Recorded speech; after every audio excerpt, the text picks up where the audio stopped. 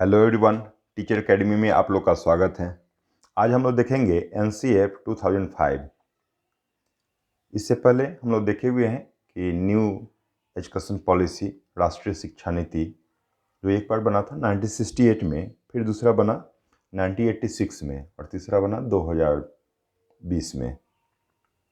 हम लोग देखते हैं कि जब राष्ट्रीय शिक्षा नीति बदलती है तो उसके हिसाब से ही एनसीएफ को ही बदला जाता है। लेकिन एनसीएफ को 4 बार अभी तक बदला गया। हम लोग एनसीएफ 2005 को देख रहे हैं। इसको बनाने का जो कार्य किया था एनसीईआरटी ने किया था, सीबीएसई के सहयोग से किया था। यह यशपाल समिति के रिकमेंडेशन पे हुआ था। इसमें देखते हैं क्या है। इसका दृष्टिकोण जो है रचनावादी है। रचनावादी दृष्टिकोण कहने का तात्पर्य है कि बच्चे अपनी ज्ञान की रचना स्वयं करते हैं, अतः बच्चे को ही मेन रखा जाए, उन्हीं पर फोकस किया जाए और बच्चे को स्वयं से सीखने पर ज़्यादा जोर दी जाए। यहाँ शिक्षक को एक सुगमकर्ता के रूप में दर्शाया गया है कि शिक्षक एक सुगमकर्ता है। जहाँ बच्चे से नहीं हो पा रहा है तो फिर उस चीज़ को ईजी कर देना, सुगम कर देना। यहाँ शिक्षक एक सुविधादाता के रूप में भी होंगे, एक फैसिलिटेटर होंगे। हम लोग फ्रॉबेल को जानते हैं, तो फ्रॉबेल साहब ने बताया था कि शिक्षक क्या है, तो एक माली के समान है। हर पौधा अपना अपना गुण लेके आता है और उसी अनुरूप वह बढ़ता है। माली का काम केवल उसका संरक्षण करना होता है। तो शिक्षक एक माली है। हम लोग देखते हैं कि बच्चे का जो वर्ग होगा वह बहुभाषी वर्ग होगा। हम लोग सीटेट की तैयारी करते हैं, तो सीटेट का तात्पर्य होता है केंद्रीय विद्यालय नवोदय विद्यालय, जहाँ पे अलग अलग वर्ग के लोग, अलग अलग भाषा के लोग, अलग अलग क्षेत्र के लोग पढ़ाई करते हैं। तो यहाँ पर कक्षा का जो स्वरूप होगा वह बहुभाषी होगा। बहुभाषी के साथ साथ बहुसांस्कृतिक भी होगा। हर व्यक्ति की अपनी अपनी संस्कृति होती है, हर व्यक्ति का अपना अपना एक भाषा होता है। तो हम लोग को उसकी भाषा को सम्मान देना है, उसकी संस्कृति को सम्मान देना है। जब हम लोग सम्मान देते हैं तो बच्चे एक दूसरे से सीखते हैं। यह बच्चा खुद से स्वयं किसी चीज़ को खोज के सीखेगा, इसलिए कहा गया कि बच्चे सक्रिय खोजकर्ता होते हैं। यहाँ पर हम लोग ईवीएस को पढ़ाने के टाइम में या कोई भी चीज़ पढ़ाने के टाइम में ध्यान रखते हैं कि उसको बच्चे को सक्रिय किया जाए, बच्चे एक्टिव हो और सामाजिक परिवेश में सीखा जाए। सामाजिक परिवेश जो कि कक्षा में भी हम लोग सामाजिक परिवेश उत्पन्न कर सकते हैं 4-5 का ग्रुप करके। इसमें सार्थक अधिगम पर ध्यान दिया गया है। यहाँ सार्थक अधिगम कहने का तात्पर्य हो गया कि बच्चे को वही पढ़ाया जाए जो उसके जीवन में सामने घटित होता है, जो उसके यूज हो, जो उसके उपयोगी हो। अगर निरर्थक चीज़ को हम लोग पढ़ाते हैं तो बच्चे उस चीज़ को फिर भूल जाते हैं। जिस चीज़ का बार बार उपयोग कर पाए वह सार्थक अधिगम कहलाया। कुछ बच्चे ऐसे भी होते हैं जिनको पठन कार्य में पढ़ने में कठिनाई होती है, तो उसके लिए एक वैकल्पिक पाठ्यक्रम पर जोर दिया गया। हमको किसी भी कीमत पर किसी बच्चे को नहीं छोड़ना है, इसलिए ज़रूरी पड़े तो वहाँ वैकल्पिक पाठ्यक्रम भी बनाई जाए। जो भी पाठ्यक्रम बनाई जाए उस पर ध्यान रखा जाए कि बच्चे के अनुकूल रणनीति उसमें हो। जिस स्तर के बच्चे हो उसी स्तर का पाठ्यक्रम बनाया जाए। इसमें पाठ्यक्रम में इस चीज़ पर जोर दिया गया कि छात्र का मूल्यांकन करने के लिए छात्र स्वयं मूल्यांकन करे, छात्र स्वयं अपनी कमी को समझ पाए, इस पे जोर दिया गया है। शिक्षक उसको ज़्यादा टोक टाक न करें। छात्र मूल्यांकन यह बहुत महत्वपूर्ण होता है। यह प्रत्येक दिन ही होना चाहिए ताकि कोई समस्या हो तो उसका समाधान तुरंत किया जा सकता है। प्रत्येक बच्चे महत्वपूर्ण होते हैं, इसलिए किसी एक बच्चे पर नहीं, प्रत्येक व्यक्ति पर व्यक्तिगत रूप से ध्यान दिया जाए। प्रत्येक बच्चे को लगे कि मुझे पढ़ाया जा रहा है, मेरे साथ अच्छा व्यवहार किया जा रहा है, तो उस पर व्यक्तिगत ध्यान दिया जाए, उसकी व्यक्तिगत समस्या को समझा जाए। यहाँ बच्चे को समाजीकरण को बढ़ावा देने के लिए समूह कार्य पर जोर दिया गया है कि बच्चे जब समूह कार्य करेंगे तो उतना ही वो सामाजिक चीज़ को सीख पाएंगे। व्यवहारिक ज्ञान जो भी हम लोग पढ़ाएं वह बच्चे के व्यवहार में आए, वह व्यवहार में उस चीज़ को अपने घर पे जाके, अपने समाज में जाके देख सके। यहाँ पर बताया गया कि अगर बच्चे असफल हो जाते हैं तो इसका मतलब बच्चे असफल नहीं हो रहे हैं, यह व्यवस्था विफल हो जाती है। यहाँ शिक्षक का पढ़ाने का तरीका विफल हो सकता है, पाठ्यक्रम विफल हो सकता है, बच्चे विफल नहीं होते हैं क्योंकि बच्चे सीखना चाहते हैं, हम उसको नहीं सिखला पाते हैं, ये हमारी कमजोरी होती है, तो व्यवस्था विफल है।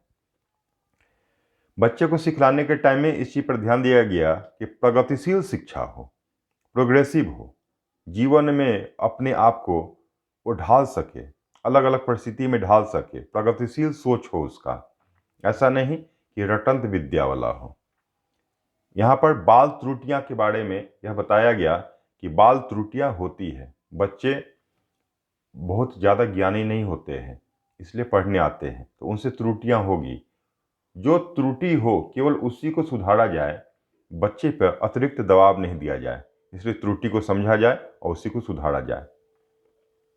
अन्य सामग्री के माध्यम से भी बच्चे को पढ़ाया जाए, अन्य सामग्री जो उसके परिवेश में उपलब्ध हो उस अन्य सामग्री के माध्यम से पढ़ाया जाए।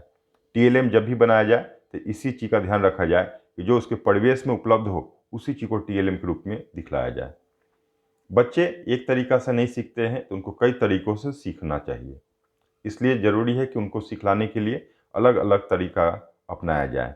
हर बच्चे में अलग अलग गुण होता है, व्यक्तिगत विभिन्नताएं होती हैं, इस पर ध्यान दिया जाए। शिक्षक अभिभावक गोष्ठी के बारे में बताया गया कि इसमें शिक्षक अभिभावक गोष्ठी करके इस निष्कर्ष पर पहुंचा जाए कि बच्चे को हम लोग और कितना अच्छा कर सकते हैं। शिक्षक अभिभावक गोष्ठी कंप्लेन करने के लिए नहीं होता है, शिक्षक अभिभावक गोष्ठी दोनों व्यक्ति मिलके समाधान ढूंढेंगे बच्चे के लिए, इसके लिए होता है। बच्चे का अलग सोच हो सकता है, हमसे अलग सोच रखता है बच्चा, लेकिन ऐसा नहीं है कि हमसे विपरीत रखता है। उसका अलग सोच होगा, हमारा अलग सोच होगा, इसलिए उसके सोच को भी सम्मान देना चाहिए। भावनात्मक समर्थन, जब बच्चे को हम लोग सम्मान देते हैं, फिर बच्चे में जो इमोशनल कंट्रोल रहता है उसको हम लोग जब डील करते हैं, अगर भावनात्मक समर्थन देते हैं तो बच्चे टीचर से बड़े अच्छे ढंग से जुड़ जाते हैं। इसलिए हमेशा ध्यान रखना चाहिए कि बच्चे की जो भावना है उसका कद्र किया जाए। यहाँ पर जो भी चीज़ कराया जाए बच्चे के अकॉर्डिंग कराया जाए, अर्थात शिक्षार्थी केंद्रित हो, चाइल्ड सेंटर्ड हो। बच्चे को जितना अवसर देंगे, बच्चे स्वयं से करेंगे, विचार विमर्श करेंगे, चर्चा करेंगे, उतना ही ज़्यादा सीखेंगे। इसलिए पढ़ाने पे नहीं, बच्चे के पढ़ने पर ध्यान दिया जाए। व्यवहारिक ज्ञान, बच्चे का जो भी ज्ञान है वह सैद्धांतिक नहीं हो के व्यवहारिक हो, वह किताबी ज्ञान नहीं हो के जो उसके आम जीवन में घटित होता है उस तरह का ज्ञान हो, इस पर ध्यान दिया जाए। इसके लिए ज़रूरी है कि बच्चे से अधिक क्रियाएं कराई जाए, उनको अलग अलग गतिविधियों में शामिल किया जाए ताकि उनकी समझ विकसित हो पाएगी। बच्चे का समझ कितना विकसित हुआ इसको जांचने के लिए हम लोग मुक्त अंत वाले प्रश्न का सहारा लेते हैं। मुक्त अंत वाले प्रश्न का, ओपन एंडेड कहने का तात्पर्य है कि बच्चे वहाँ स्वयं से कुछ भी आंसर दे पाए, उन अपने समझ से आंसर दे पाए। हर व्यक्ति अपना अपना आंसर देगा, तो यहाँ पर मुक्त अंत वाले प्रश्न का जो उत्तर होता है वह अंतर हो सकता है, वहाँ सोचने समझने की उसको क्षमता विकसित करने का मौका मिलता है। बच्चे की स्वीकृति बहुत आवश्यक है, बच्चे की जिसमें रुचि हो उसी अनुरूप कराया जाए तो फिर हमारा शिक्षण सफल होता है। शिक्षक का सकारात्मक स्वर, अगर शिक्षक के बच्चे के साथ सकारात्मक रूप से रहते हैं, जुड़े रहते हैं, फिर किसी तरह से गलत बात नहीं बोलते हैं, तो शिक्षक का सकारात्मक स्वर ये बच्चे के विकास के लिए बहुत ज़रूरी होता है। यह सकारात्मक स्वर कैसा है, तो प्रयास जो भी किया जाए उसको मंजूरी दी जाए। जो भी प्रश्न पूछते हैं बच्चे, तो प्रश्न पूछना, और प्रश्न हम भी पूछे, बच्चे भी पूछे, ताकि बच्चे की जो समस्या है उसको हम लोग अच्छे ढंग से डील कर पाए। और फिर हम जब प्रश्न पूछे तो बच्चे उस पर विचार करके उसका उत्तर दे, रटने वाला उत्तर नहीं दे। प्रयोग करने की प्रवृत्ति हो, बच्चे कुछ अलग करके लाते हैं तो उनको डांटना नहीं है, उनको समझना है, फिर उससे पूछना ऐसा क्यों किए, फिर बताओ इसको कैसे करोगे। तो प्रयोग जितना करेगा, बिल्कुल छोटे बच्चे हैं गलती करेंगे ही, लेकिन प्रयोग करने की प्रवृत्ति रहेगी तो धीरे धीरे आगे चल के अच्छा कर सकते हैं। उनमें सहयोग की भावना हो, केवल किताबी ज्ञान नहीं हो के सहयोग की भावना हो और एक दूसरे को सहयोग से सीखे। सक्रिय साझेदारी के रूप में वो अपना पार्टिसिपेट करे, सक्रिय साझेदार बने और सक्रिय रह के सीखे। साथ यहाँ पर हम लोग साथ साथ देखते हैं कि बच्चे की जो स्वायत्तता होती है, छात्र की स्वायत्तता मतलब बच्चे जो स्वतंत्र होते हैं, खुद जो किसी कार्य को करना चाहते हैं, वो भी महत्वपूर्ण होता है। हम लोग अधिक से अधिक हैंड्स ऑन एक्टिविटी को जोड़ दें, हस्तपढ़ गतिविधियां इस पर जोड़ दिया जाए, बच्चे के साथ सार्थक रूप से पहल किया जाए। हमारे कक्षा का स्वरूप जो होता है वह लोकतांत्रिक होता है, अर्थात हर बच्चे को समान रूप से अवसर दिया जाए। जब हम लोग लोकतंत्र की बात करते हैं तो यहाँ पर अलग अलग बच्चे होंगे, तो सबको जब महत्व देंगे तो विभिन्न मतों को प्रोत्साहन भी दिया जाए। बच्चों की आवाज़ और विचारों को समय देना चाहिए, ताकि बच्चे को मौका दीजिए कि कर पा रहा कि नहीं कर पा रहा है, फिर आप उसको बताइए।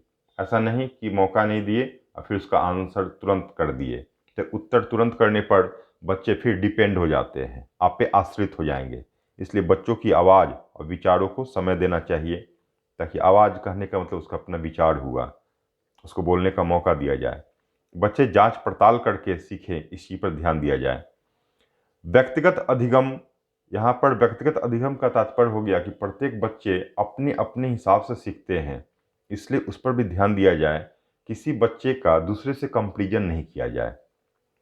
हम लोग एक चीज़ को कई उदाहरण के माध्यम से पढ़ा सकते हैं, तो इसलिए कई उदाहरण देकर पढ़ाया जाए। इसको हम लोग बोलते हैं आगमन विधि। पर्यावरण को जीवन से जोड़ के पढ़ाई जाए, ताकि पर्यावरण के बारे में बच्चे का समझ विकसित होगा। यहाँ पर बाल साहित्य पर जोर दिया गया। बाल साहित्य बच्चे के अनुरूप होते हैं, बच्चे के परिवेश के अनुरूप होते हैं, इसलिए बच्चे उसको सहज ही समझ जाते हैं। तो बाल साहित्य के माध्यम से पढ़ाई जाए, ताकि बच्चे उसमें अपने आप को किसी चीज़ से जोड़ के पढ़ें, सहज अनुमान लगा सकें। जिम्मेदारी को सौंपना, अगर बच्चे पर जिम्मेदारी सौंपते हैं, अगर जिम्मेदार बनाते हैं, तो वह एक अच्छा नागरिक भी बनता है। इसलिए ज़रूरी है कि प्रत्येक बच्चे को जिम्मेदारी सौंपा जाए, और क्लास मॉनिटर हुआ ना तो उसको प्रत्येक को हमेशा चेंज कर दिया जाए, एक एक सप्ताह पर चेंज किया जाए, देखा जाए कि किसमें कितनी काबिलियत है। यह जिम्मेदारी जब सौंपते हैं तो बच्चे अपने आप को रिस्पॉन्सिबल ज़्यादा समझते हैं। उनको कोई भी चीज़ सिखलाया जाए तो उनके इंद्रियों का उपयोग करके सिखलाया जाए। जो भी उनका अनुभव प्रत्यक्ष अनुभव है, इसलिए प्रत्यक्ष अनुभव के माध्यम से सिखलाया जाए। उनकी पहल को, उनकी स्वतंत्र सोच को, उनके संवाद को, सबका सम्मान किया जाए। वहाँ जो निर्णय लेते हैं उसका भी सम्मान किया जाए। हमारा अधिगम के जो लक्ष्य होते हैं वो बिल्कुल ही स्पष्ट होने चाहिए। इस तरह से हम लोग NCF 2005 को आज देखें। इस NCF 2005 में जो भी शब्द हैं उस पर ध्यान दीजिएगा, फिर आपका प्रश्न जो है आराम से बन जाएगा। अपने आप को एक शिक्षक, एक टीचर, एक शिक्षिका समझ के काम कीजिएगा। धन्यवाद। अगले वीडियो में मिलते हैं। जय हिंद।